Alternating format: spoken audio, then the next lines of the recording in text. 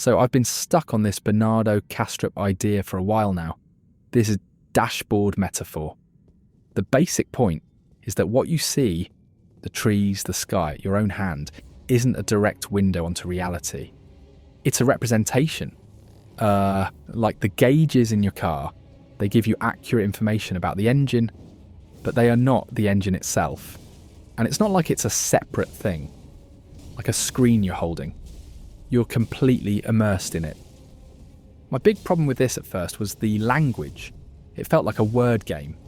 If you call our subjective experience, the dashboard, consciousness, and then you say the stuff beyond the dashboard is also consciousness, like what the hell does that even mean?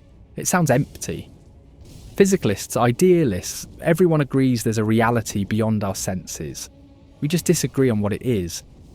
And that's where I was really hung up. I had heard of this idea of neutral monism, that reality is made of pure information. Not matter, not mind, just information. But here's the thing I was getting wrong, and it's a big deal. I was equating consciousness with the dashboard. And that's not the argument. No, that's not it. Think about it. You can go into a sensory deprivation tank. Your dashboard from the outside world is showing you, like, nothing. But you still have thoughts. You still feel emotions. You are still conscious. Some advanced meditators even report an experience of just being pure awareness with no content.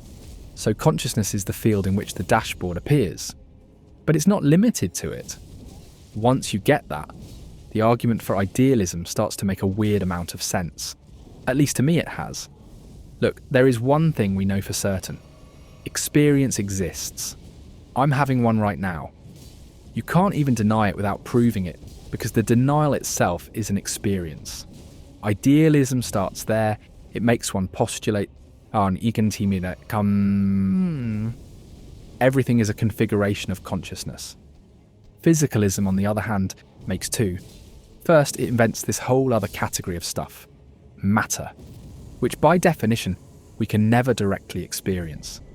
Then it claims this dead, mindless stuff somehow, through some magical process nobody can explain, organises itself and creates the rich, subjective experience I'm having right now. I feel like that requires a much bigger leap of faith. And this also fucks up my pure information idea. Information isn't a thing on its own. It's always about something for some interpreter. A string of ones and zeros is meaningless noise until a mind reads it and understands the code. Information needs consciousness to exist, right? It can't be the foundation for it. So, yeah.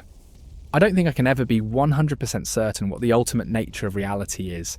Anyone who claims they are is just overconfident. But if you have to place a bet on the most logical, economical explanation, one that doesn't invent mysterious new substances, idealism starts to seem like one of the least weird options on the table. I don't know.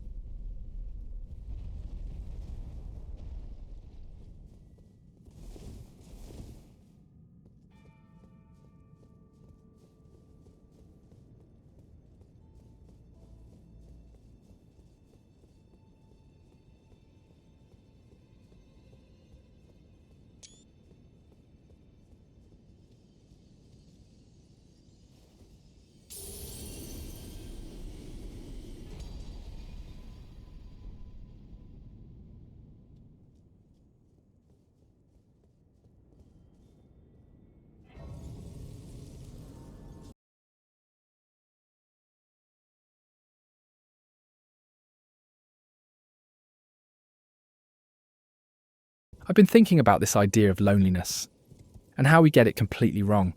We always think it means being physically alone, you know? Like, you're by yourself in your apartment on a Friday night. And yeah, that sucks. But I don't think that's the real thing. The real loneliness, the one that actually hurts, is when you are in a room full of people, even people you know, and you feel completely invisible. Like you're a ghost. They're talking, laughing, and you're just not there. And that feeling is so much worse because you start to question yourself. You're like, am I the problem? Why can't I connect with anyone? It's a really corrosive feeling. And people love to romanticize it, right? This whole lonely artist trope. But I think a lot of the time it's not some deep, tragic condition. It's just a signal. It's your brain telling you, hey, these aren't your fucking people. And that's okay. We grow up thinking we have to fit in everywhere, but you just don't. Forcing it just makes you shrink. But then, and this is the part that's harder to admit, sometimes we do it to ourselves. You know? We build these walls because we've been hurt before, and it feels safer. You stop opening up. You just say, I'm fine to everything. You have these half conversations where you're kind of just repeating things and recycling phrases. And then a weird thing happens. People, they start to believe you. They stop asking. And then you get pissed off that nobody notices you're struggling. I've been there. It's this stupid loop where you're the one who locked the door, but you're mad no one is trying to pick the lock. Of course, some people are just better at this. If you're an extrovert, you can just chat up anyone, find common ground. It's a skill. Or maybe a passion. But that's about breaking the ice, not necessarily about being truly seen. That's a different level of connection. So I guess what I'm getting at is, the cure for loneliness isn't always to find more people. Sometimes it's about finding fucking better ones. A few people who actually see the real you. And maybe even before that, maybe it's about deciding to see yourself clearly. Actually, it's definitely about that. To just show up as you are, without the walls. Because once you're okay with who you are, you stop needing everyone else to be.